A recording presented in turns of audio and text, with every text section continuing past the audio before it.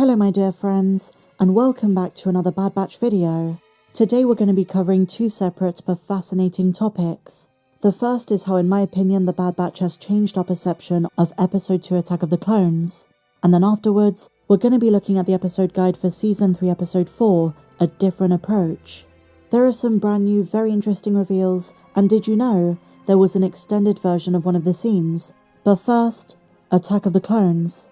Now it goes without saying, many of the recent Disney Star Wars projects have altered our perception of certain characters, time periods, and the way we retrospectively perceive some of the films. They've done a lot of filling in the gaps, whether it's in the shows, during the dark times or the video games, or even some of the Star Wars comics. As a Star Wars fan who grew up when the prequel trilogy was coming out, and as someone who rewatched the original trilogy time and time again, I will always perceive George Lucas' Star Wars, so episodes 1 to 6, as the most important aspect of this entire franchise. Anakin's story and the Skywalker saga are the true heart and soul, and as such, whenever new projects release that in some way connect to that timeline, I like to go back and watch whichever of the 6 movies it most relates to, even if the connections are small. For example, before the Kenobi show, I rewatched Revenge of the Sith, same with the Bad Batch Season 1, the exploration of Order 66 from various perspectives. I also like to go back and rewatch A New Hope straight after Rogue One. But in regards to the Bad Batch Season 3, as we continue to focus on Omega's purpose, and considering the first 4 episodes of the 3rd season have started to give us some pretty major answers, I found myself going back to rewatch Attack of the Clones and specifically focusing on the Kamino scenes. Episode 2 of course takes place before the Clone Wars and years before the Bad Batch. I realised that the implications of secret experimentations from the various Kaminoans that they were doing behind even the back of Jango Fett change how we see the movie, now that more information is coming out from Nala Se. As aforementioned, the Bad Batch Season 3 takes place 5 years after the events of Episode 2. At this stage, as we saw at the end of Season 1, Kamino is long gone. Only 2 remnants of Kaminoan society remain. Lama Su, who we assume died at the end of Season 1, but was put on Wayland in Season 2 Episode 11. We haven't seen him in Season 3 yet. Now this is where it gets interesting, because Lama Su and Nala Se had very different perspectives on the girl. Lama Su warned Dr. Hemlock that if you want to control Nala Se, get a hold of Omega. And for some reason he wanted Omega dead. He wanted Nala Se to extract all the genetic material that she could, and then terminate the girl. In the context of Season 1 it makes sense. Lama Su as the Prime Minister of Kamino wanted his people and their research to still be an asset, to still be useful, so he wanted to advance to the next stage. But here's the thing, considering Omega's age, the Kaminoans had started working on this high M-count project years before the war. But I also suspect, having rewatched the first 2 seasons, Lama Su might think Omega is dangerous. He knows something about her that is yet to be revealed. But the second most important Kaminoan is Nala Se, and her knowledge is going to be very important. Keep this in mind for later in the video, we will come back to it.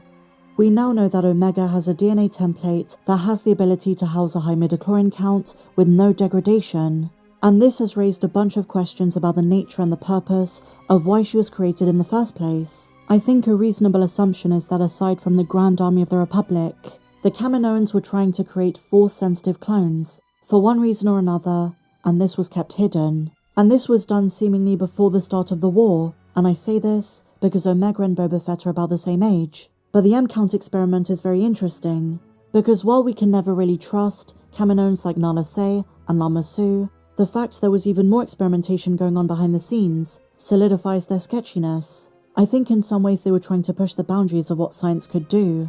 Kaminoans pioneered genetic modification, as well as general DNA research. While there is a lot we can deduce and speculate about, they've actually told us surprisingly little about the implications of what was revealed by Emery Carr in Shadows of Tantis. Some have theorized that Omega's modification as the 5th member of Clone Force 99 is the ability to wield the Force. She just doesn't know it yet. Does she have a high M count in and of herself, instead of just being an ideal clone body for Palpatine's essence? If this is the case, what is the nature of her existence? The Empire is trying to get her back on Wayland, because at the moment, Dr. Royce Hemlock believes she is essential to Project Necromancer and Palpatine's contingency. But I believe as the season progresses, we're going to learn more about Omega's purpose, and maybe some of her past that is crucial to understand why she matters, especially now that Nalase's life is in danger. It might come down to having to confess everything she knows, but based on the way she's been acting, she seems to want to prioritize Omega's safety and discretion above anything else, maybe willing to die if the young clone is guaranteed safety. But as you can see, we have a lot of questions. Considering Boba Fett and Omega are very similar in terms of age, and tech revealed that she does have pure first-gen Jango DNA, it reasons that Omega was alive and at the cloning facility on Kamino during Obi-Wan's visit in episode 2. She would have been very young, but she was alive. And I know, she wasn't created yet, she is Filoni's invention, not George's. If we look back in retrospect as one big canon, then Omega was there, serving numerous purposes: Nalase's medical assistant, the template for some kind of midichlorian experiment, and, following Jango Fett's death, a backup reserve for first-generation Jango DNA. Nalase, not to be confused with the deceased Tornway, would only be introduced in the Clone Wars Season 1, but she too, in the context of the overall story and for continuity's sake, would have been in a secret underground laboratory when Obi-Wan made that visit and fought Jango Fett. Protective of Omega, there is no way Nalase and the other Kaminoans would have allowed her to roam around the facility when a Jedi Master came to visit and inquire about the nature of Jango Fett and the conspiracy surrounding Sifo Dyas. The Kaminoans seem to have been pushing the limits of groundbreaking DNA manipulation, but much of this, as I say, was hidden under the carpet, away from the eyes of the Republic. Now, as for the potential for Omega's body to wield a high M count, I've seen quite a few fans theorize there was external influence. But at the moment, Nalase is the only character in the show who has the answers, the full history. I hope this gets revealed. But just as the Clone Wars series did, the Bad Batch is changing our perception of episode 2 and its implications. And so now, my dear friends, as promised, I want to take a look at some of the big reveals from the new episode guide for Season 3 Episode 4, A Different Approach. So the first thing they confirm is that the planet that Omega and Crosshair land on is indeed a new planet called Lao. At the bar when Omega is gambling, based on the appearance of the playing cards, fans assumed this was Sabak, but it's not. They say Omega plays a game of cards not seen before in the Star Wars universe. It's called Balance. The deck consisted of 5 red and 5 blue numbered cards. They also tell us there was a full sequence of the entire game she played alongside Captain Man that was animated, but they had to cut it down in an effort to maintain the pace of the episode, to keep him moving. The next thing is that in the animal escape scene, alongside familiar creatures such as Nuna from Naboo, there were also speedy bipedal void striders from Abafar and new colourful birds which are native to Lao. Another very interesting fact, the reunion at the end of the episode takes place on the same moon of Ryloth that we saw in the first season, where Omega meets Hera Syndulla. For all we know, we might see the Syndullas again.